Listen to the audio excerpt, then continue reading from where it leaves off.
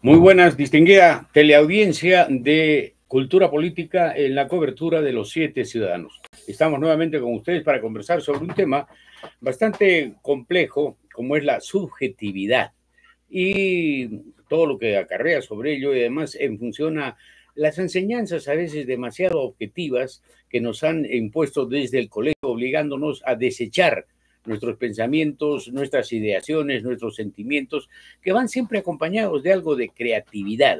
Entonces, la subjetividad es parte, en mi concepto, y creo que podemos coincidir con esto con Ismael, en que es una energía vital, una manera de expresar nuestras relaciones personales con el grupo, con la realidad y con los entornos permanentes que cambian día a día en nuestra circunstancialidad, en nuestra cotidianidad.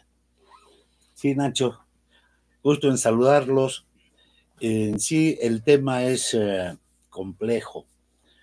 Como todo en la existencia humana, ¿no? Es complejo, porque la persona, el ser humano, en su cotidiano existir, refleja en sus actos, ¿no?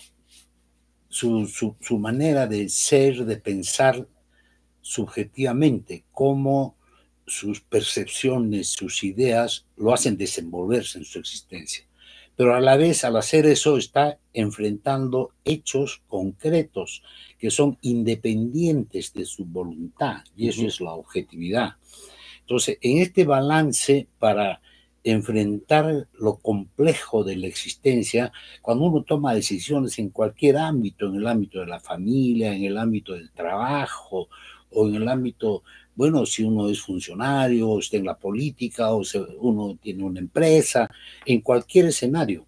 Entonces, ese es un debate permanente y siempre es importante dilucidar en qué momento de la decisión vale la pena ser más objetivo que subjetivo. Ahora, la subjetividad de todas maneras es un campo realmente riquísimo para la creatividad. Y quien creyera, el arte está plagado de subjetividad, así sea un arte clásico, el modular un lienzo, el de modelar una escultura, el de crear una poesía, es parte del mundo interior de la subjetividad de las personas.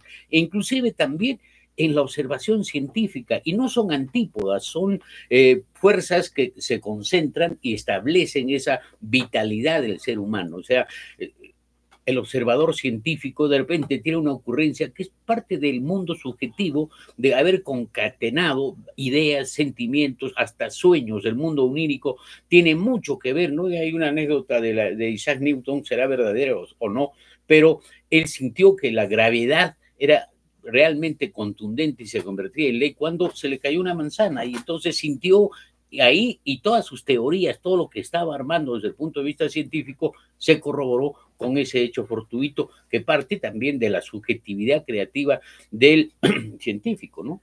Claro, lo de Newton es exacto, ¿no? Porque, bueno, se cayó la manzana, pero quién sabe si él había intuido o no. Otros dicen que fue una sorpresa y ahí derivó, ¿no? Pero el hecho objetivo es que independientemente de lo que el investigador espera, ¿no es cierto?, no puede con su voluntad, que es la esencia, creo yo, de la subjetividad, modificar los hechos que están en la ciencia sujetos a una ley, es decir, a hechos que se van sucediendo en las mismas circunstancias, de la misma manera y en cualquier lugar del planeta. Pero a mí lo que siempre me ha preocupado, ocupado mentalmente, es mi reflexión sobre cuál es el carácter de la interpretación que tiene el peruano sobre su país, el puneño sobre su tierra. Si eso es fruto más de una percepción objetiva de los hechos que le pasan o su interpretación subjetiva. Con esto me parece a mí muy importante porque lo subjetivo es el valor que uno le da a las cosas, que pueden ser objetivas. Cuán valioso es para mí algo que es objetivo, esa es mi subjetividad. Entonces, hay una relación que se llama, eso lo dijo ya un filósofo, ahorita no me recuerdo, creo que fue Schopenhauer que dijo que la comprensión de la realidad tiene que ver con la subjetividad. Y eso es más bien de la representación, claro. Y el entendimiento, Nacho, tiene que ver con lo que es objetivo. Uno entiende algo porque objetivamente hay una causa que lo produce, que se puede demostrar, se puede verificar. Entonces ahí viene todo el método científico, ¿no? Pero la subjetividad no, la subjetividad es cómo uno se acerca a algo que es objetivo, pero que no lo entiende a veces porque no encuentra la razón para entenderlo. Pero sí lo comprende porque es muy valioso para él. Pero el ejercer la subjetividad yo creo que es un valor intrínseco que debería estar permanentemente. La subjetividad no significa capricho ni voluntades de distorsionar la realidad, sino que está emparentado con la creatividad. Por ejemplo, Fernando de Cislo, para hacer sus cuadros surrealistas y sus cuadros abstractos, donde quiere conciliar los colores de lo preincaico con la inmensidad del desierto y lo hace a través de formas abstractas, entonces está dando cabida a su subjetividad. Esto en el escenario de la creatividad, pero lo que no se condice, por ejemplo, en el escenario del oficinista, del burócrata, que está con el cerebro cuadriculado y lo que hace es repetir sin razonar, sin dar tiempo a la vida de la objetividad y la complementariedad de la subjetividad para establecer una propuesta de lectura adecuada frente a su realidad. Claro. Hay unos autores que diferencian, ¿no?, el mundo social, donde está lo económico, del mundo cultural. Entonces, el mundo social, económico, se basa, dicen ellos, en una relación interobjetiva entre personas o entre grupos, objetivo. Las cosas son como tal, por ejemplo, las reglas que se impone a uno en el trabajo, horario de entrada, en la universidad uno tiene que dar exámenes, eso es objetivo, uno puede cambiarlo con la subjetividad uno. Pero en el mundo de la cultura, la intersubjetividad es la que hace crear, ¿no?, la belleza, los valores. Entonces, ahí lo valioso para mí de todo esto es que no tenemos claro cuál es la subjetividad que prima en la aproximación a nuestra realidad de nuestro país, ¿no? Ahora, nuestra misma identidad por valores, por componentes, por expresiones, por historia cultural, artística que se va arrastrando, también es un campo de subjetividad que puede tener mayor o menor envergadura, depende del calado que uno le ponga a ese entorno que está viviendo y presionando permanentemente en su existencia, ¿no? Por supuesto. ¿Cómo uno se relaciona, por ejemplo, con la tecnología? La subjetividad para mí es quizás la raíz nutriente del pensamiento, como bien has dicho, creativo. Ahí está el arte. El arte es básicamente como uno mira, dicen, no lo que aparece, sino lo que está detrás de lo que aparece. Cuando los grandes pintores, la Gioconda, por ejemplo, está mirando una sonrisa que es indefinible, ¿no?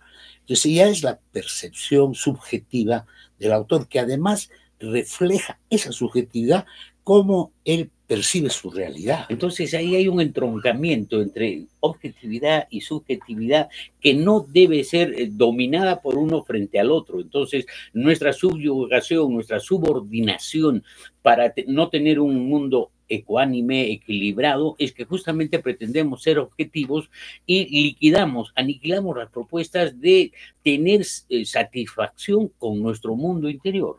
El amor a la patria, Nacho, es objetivo, subjetivo.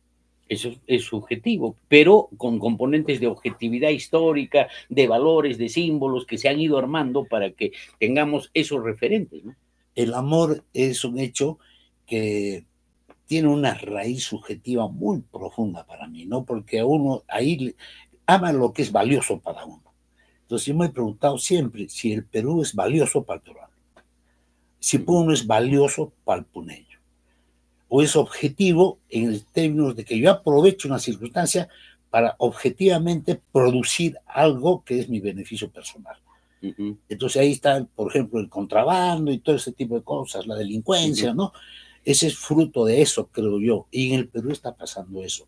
Yo me pregunto si los grandes empresarios que hacen negocios legítimos, ilegítimos la mayoría de las veces, ¿no es cierto?, tienen esa subjetividad que significa compromiso, significa importancia, significa eso, tiene Claro, significado para la vida de uno lo que está haciendo. y Si es depositan, valioso. claro, y depositan la subjetividad que tiene en el mercantilismo, en la ganancia, en la explotación, pero tienen esa energía de subjetividad porque si no, no tendrían cómo empeñarse en aplicar, en establecer y en generar nuevas tendencias, nuevas propuestas, porque es parte no solamente de la aplicación objetiva, clara, palmaria, de una determinada propuesta, sino que hay un entroncamiento entre las dos cosas, ¿no? Y lo que debería fortalecer la pedagogía, la educación en el país, es sustentar y fomentar la creatividad y el mundo de la subjetividad y de la intersubjetividad entre los grupos, de tal manera que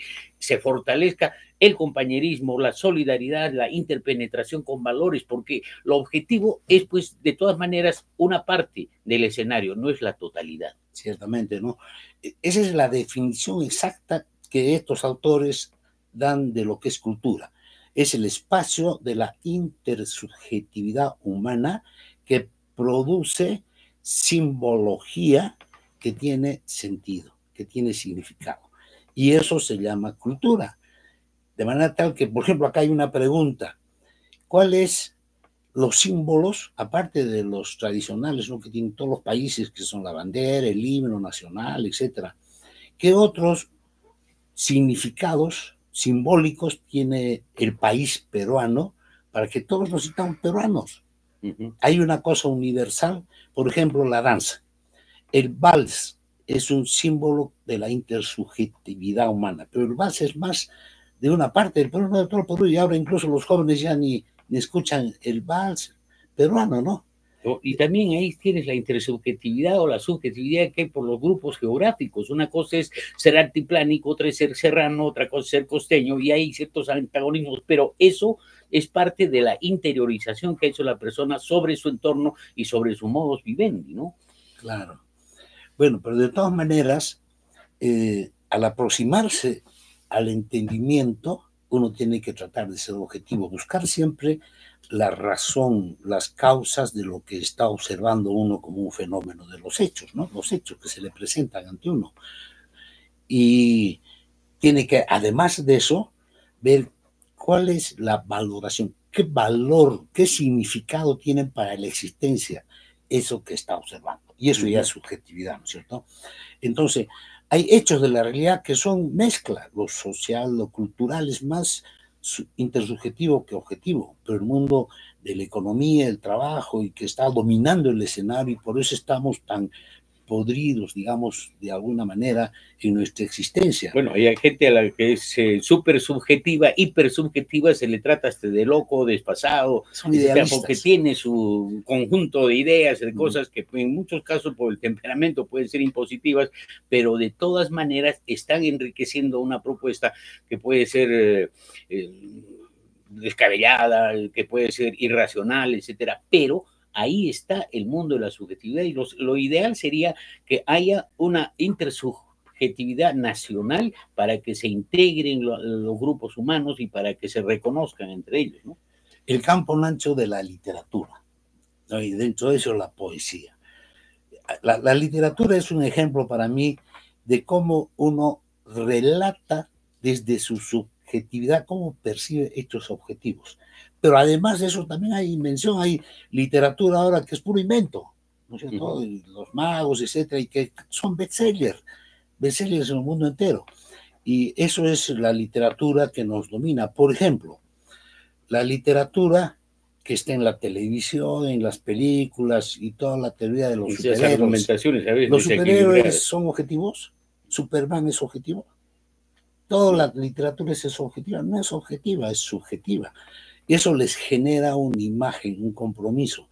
Eso nos falta. En Perú tenemos, en Puno tenemos subjetividad que se refleje en símbolos que nos propongan una imagen horizonte, para nuestro actor. Bueno, hay algunos avances en cuanto a pintura, en cuanto a cinematografía, y hay dramaturgos, hay gente que está reflexionando el mundo andino, la soledad, la intemperie climática, el idioma, los sentimientos a veces de interiorización que tienen las poblaciones, etcétera, el aislamiento, todo eso ya parte también de un nuevo escenario que recién se está vislumbrando. Pero haremos una especie de estación para amenizar, para que nuestros teleaudientes no se cansen.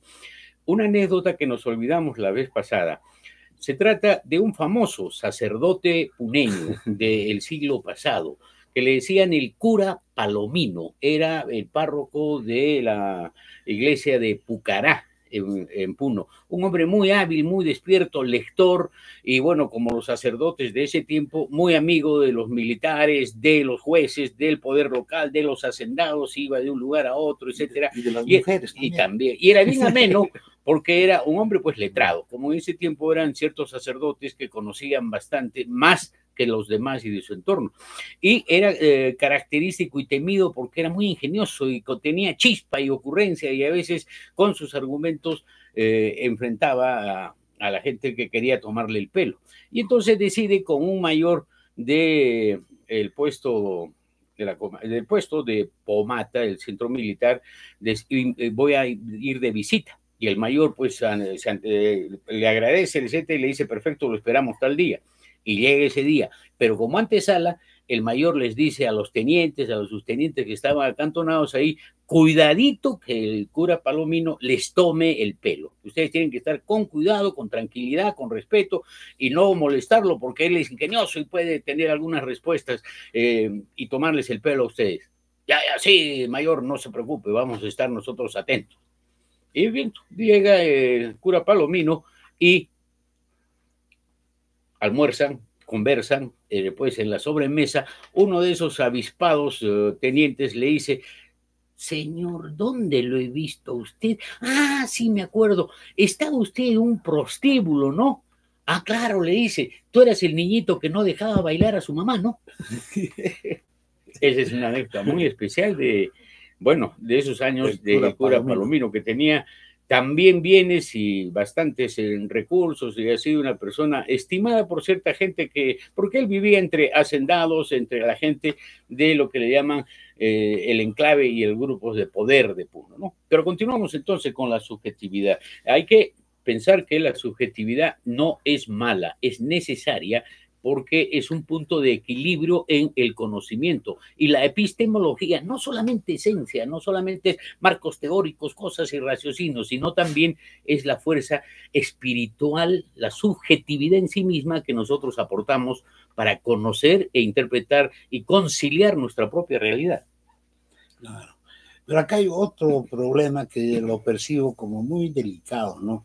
Y es quizás una de las raíces de cómo está evolucionando este mundo global ahora, con tantas injusticias, desigualdades, guerras, etcétera, ¿no? Con el clima que está cambiando totalmente, ¿no? Y es que, por ejemplo, la subjetividad que produce una nación, como los Estados Unidos y sus superhéroes, ¿no es cierto?, es aprovechada objetivamente para hacer negocio. Y el negocio en sí ya es objetivo. Entonces, la objetividad se refleja en eso, en cómo se aprovecha la creatividad para hacer negocio. La objetividad es el cuánto vendo de esto, ¿no? Superman se vende por todos lados, se hace películas, se vende, ¿no? Y etcétera. Entonces, lo que la sociedad está atravesada, está encarcelada, digamos, por esta especie de objetividad que es el negocio, ¿no?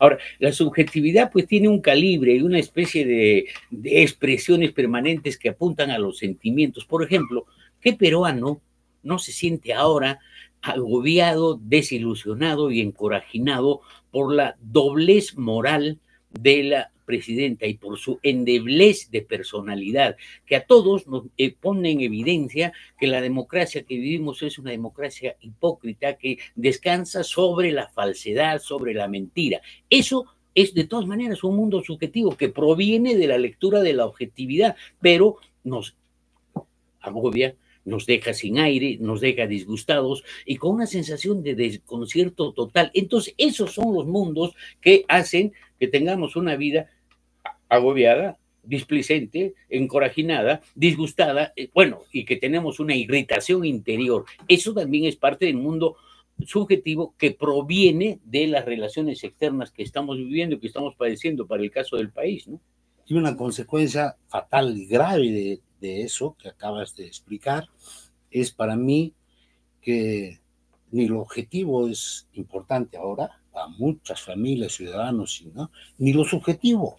Entonces, ¿qué se pone ahí? Un estado de nihilismo, de indiferencia total por la problemática que uno está observando. El sálvese quien pueda, que sálvese, ¿no? Quien pueda.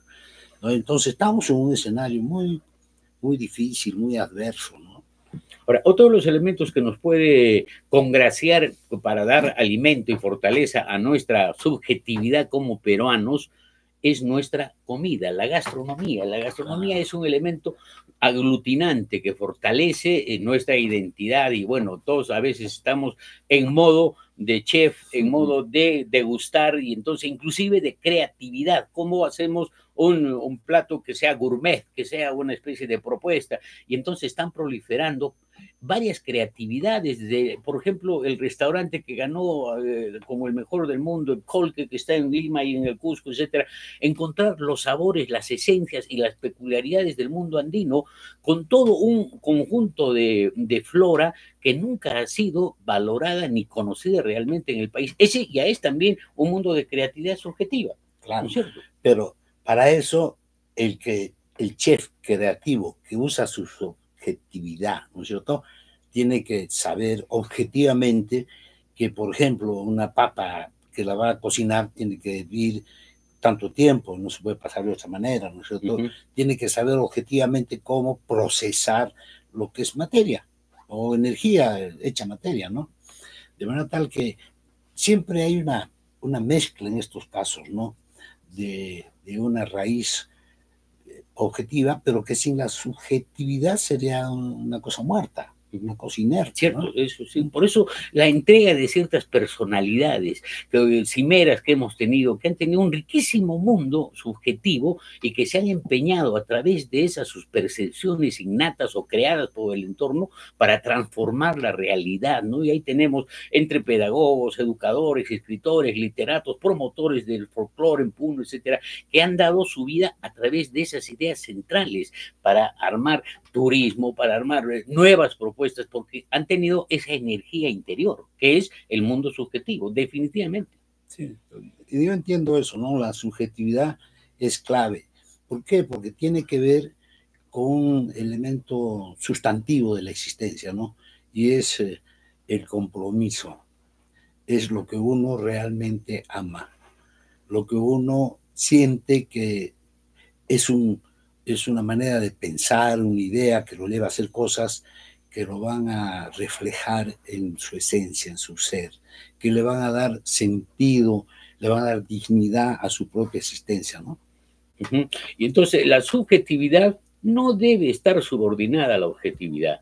Son dos líneas que discurren, cada uno por su propio carril, pero que en determinados momentos sutilmente se entrampan, se complementan y fortalecen la formación de la personalidad de las personas, porque no puede haber un hombre 100% objetivo, eso es absurdo. Tiene que estar con la complementación de su riqueza interior, que puede construir mundos, que puede generar propuestas y que además es un combustible interno, definitivo.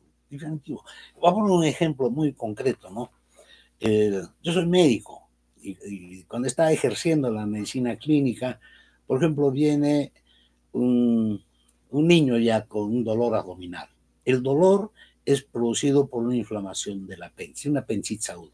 El dolor y la inflamación del apéndice es un hecho objetivo. Demostrarlo, verificarlo en cualquier sitio, y si no se puede, se pone un tumor, un plastrón y se va a morir, ¿no? Es objetivo. Pero la percepción de ese dolor, porque hay gente que tiene un nivel, digamos, de percepción del dolor, mayor tolerancia al dolor. Mayor tolerancia, menor tolerancia, y eso tiene que ver además con su sentido subjetivo de sus ideales. y de sus miedos. Y el miedo es subjetivo, anteriormente subjetivo, pero el miedo es básicamente subjetivo, no es una reacción mental ahí. De manera tal que la percepción no es lo mismo, pues, que lo objetivo, la percepción es siempre subjetiva, ¿no? Eso, entonces la subjetividad es una riqueza interna, o una fortaleza que debemos nosotros darle cabida para que no nos estemos postrando de hinojos y decir, bueno, hay que ser 100% objetivos. La cosa no va por ese camino. La subjetividad es el sustento de la creatividad y también de la personalidad y de la formación hasta del carácter, ¿no? Así es. Bueno. Estamos por terminar y les vamos a recitar un poema de un famosísimo escritor fallecido en 1986.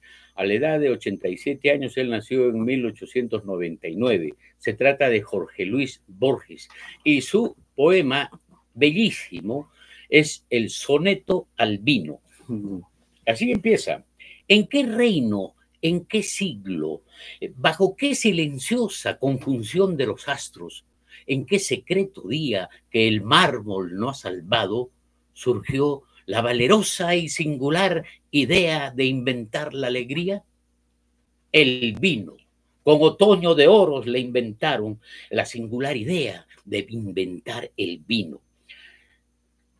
El vino fluye rojo a lo largo de las generaciones y, como el río del tiempo y en el arduo camino, nos prodiga su música, su fuego, sus leones.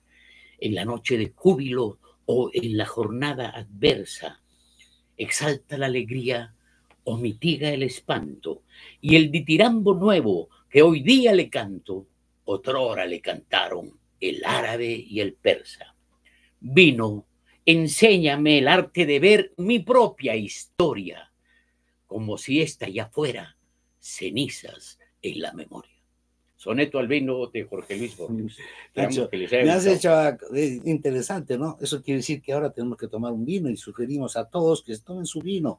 Hay una frase célebre también que dice, hay que olvidarse de sus penas, sus angustias, sus miedos, sus depresiones, como hacía antes nuestros antepasados, con vino, mujeres y canto. Y además con ciertos libros que atenúan el espanto. Es decir, bueno, hay que música, fuego y leones para que nos distraigamos ante la existencia. Escanciar el vino, una o dos copas, no más, porque esa es placidez. Además que el vino corrobora la digestión. Con nosotros será hasta la próxima edición en la semana que viene, a partir del día de mañana. El lunes estaremos nuevamente con ustedes.